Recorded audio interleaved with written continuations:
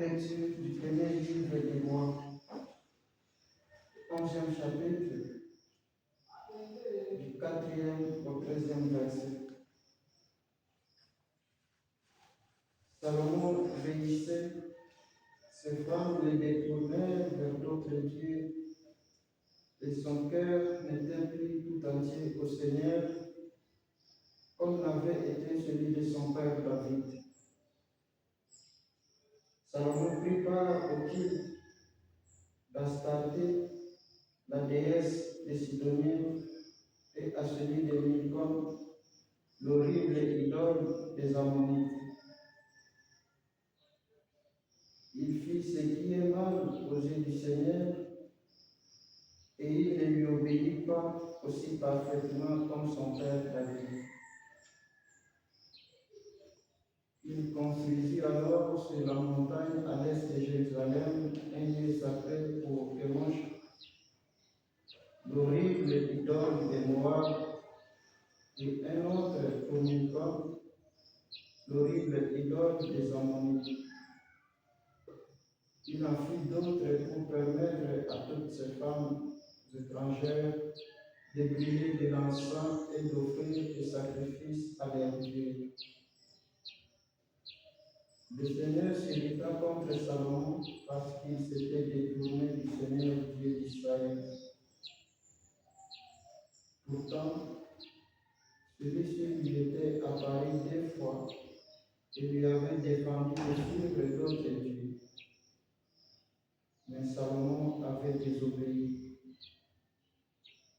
Le Seigneur lui déclara: puisque tu t'es conduit de cette manière, puisque tu n'as pas gardé mon alliance ni observé mes décrets, je vais t'enlever le royaume et le donner à l'un de tes serviteurs.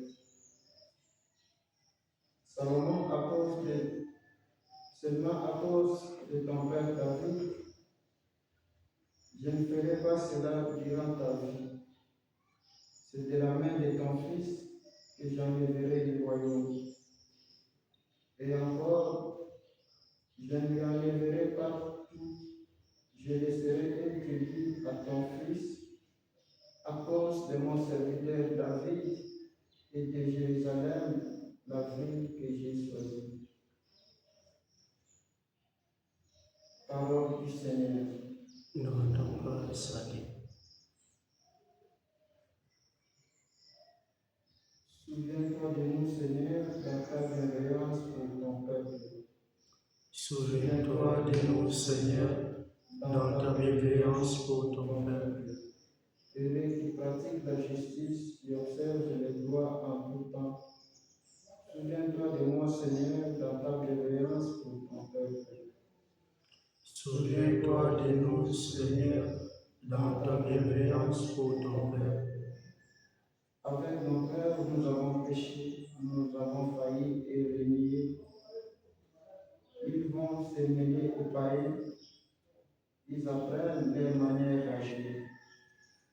Souviens-toi de nous, Seigneur, dans ta bienveillance pour ton peuple. Alors ils servent leurs idoles, et pour eux c'est un piège. Ils offrent leurs fils et leurs filles en sacrifice aux démons. Souviens-toi De nous, Seigneur, dans ta bienveillance pour ton peuple. de telles pratiques, l'esprit, il se prostitue par de telles actions. Et le Seigneur prend feu contre son peuple, ses héritiers lui font horreur. Souviens-toi de nous, Seigneur, dans ta bienveillance pour ton peuple. Alléluia. Alléluia. Accueillez dans l'atmosphère la parole Seigneur en nous. C'est elle qui peut vous sauver. Alléluia. Le Seigneur soit avec vous. Et avec votre esprit. Évangile de Jésus-Christ selon sa marque. Gloire à toi, Seigneur. Au 7e chapitre, du 24e au 30e verset. En ce temps-là, Jésus partit et se rendit dans les territoires des Tyr. Il était entré dans une maison. et il ne voulait pas qu'on les sache. Mais il ne peut rester inaperçu. Une femme entendit aussitôt parler de lui. Elle avait une petite fille possédée par un esprit impur. Elle vint se jeter à ses pieds. Cette femme était païenne, syro-phénicienne de naissance, et elle lui demandait d'expulser les démons hors de sa fille. Il lui disait: laisse d'abord les enfants se rassasier, car il n'est pas bien de prendre le pain des enfants et de les jeter aux petits chiens. Mais elle lui répliqua: Seigneur, les petits chiens sous la table mangent bien les miettes de petits enfants. Alors il lui dit: à cause de cette parole, va, le démon est sorti de ta fille. Elle rentra à la maison et elle trouva l'enfant étendu sur le lit. Le démon était sorti d'elle. Acclamons la parole de Dieu. Louange à toi, Seigneur Jésus.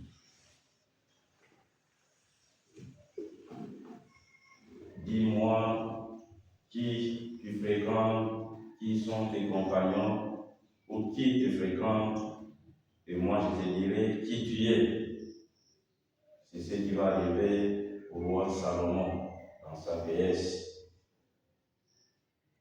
Il s'est encombré de personnes qui ne partagent pas la même conviction, la même foi, et s'il est question de ces nombreuses femmes qui vont les détourner, les dévisager, les désorienter. Et c'est pour nous une grande leçon d'être capable de choisir ceux que nous avons à fréquenter et avec qui nous avons à marcher ensemble. Les épisodes qui nous sont proposés en ces jeudis nous mènent à contempler la fidélité de Dieu, mais en même temps à prendre conscience de l'inconstance de l'homme qui se laisse facilement drainer par les vagues du péché. Il y a quelques jours, le jeune roi Salomon recevait de Dieu une faveur incomparable, celle de la sagesse et de la capacité du discernement, gage d'une bonne gouvernance. Mais voilà qu'aujourd'hui, ces atouts se sont volatilisés parce qu'il s'est laissé encombrer par une multitude de femmes d'origine païenne qui lui imposent de prendre en considération leurs dieux ou leurs idoles. Les délires des appétits affectifs détournent Salomon, qui s'engage à construire des temples ou des idoles qu'il met de cette manière au même rang que le vrai Dieu pour qui il a construit le temple, le véritable. Cette attitude qui déplaît à Dieu va lui valoir le rejet. Mais Dieu, toujours fidèle, se souvient de David, son serviteur, pour garder vivante son alliance à partir d'un petit reste qu'il suscitera. Le pouvoir, la richesse, les considérations humaines sont des dons de la grâce de Dieu. Et pourtant, ils sont aussi comparables à l'épée à deux tranchants qui peut se retourner contre nous et nous faire basculer ou sombrer. Veillons donc à ne pas nous laisser emporter par ce qui en eux est alléchant et peut facilement affoler et faire plonger dans des abus et ainsi nous entraîner vers l'infidélité, l'idolâtrie ou la trahison. Demandons la grâce de Dieu pour être maître de nos inclinations, la grâce d'une maîtrise de soi face aux sollicitations mondaines. Laissons l'Esprit de Dieu nous habiter et nous conduire. Dans l'Évangile, Jésus parcourt les villes païennes pour évangéliser et faire ainsi preuve de l'universalité de son salut. Certes, que sa réaction face à cette femme syrophénicienne nous étonne quand il parle de ne pas donner le pain des enfants aux petits chiens. S'agirait-il d'un rejet ou d'une déconsidération de païens? Non, Jésus veut d'une part faire prendre conscience à ceux qui vivent dans le péché de sortir de cet état, et d'autre part, il met aussi à l'épreuve la foi de cette femme qui aura finalement gain de cause. Prenons nous aussi conscience de notre état de pécheur. Engageons-nous sur le chemin de la conversion et prenons courage à implorer Jésus avec insistance de nous venir en aide, car il n'y a que de lui seul que nous avons à obtenir le salut, la délivrance et la guérison.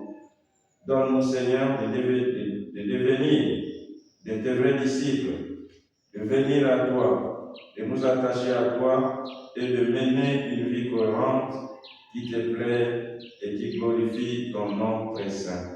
Le Seigneur soit avec vous. Et avec votre esprit.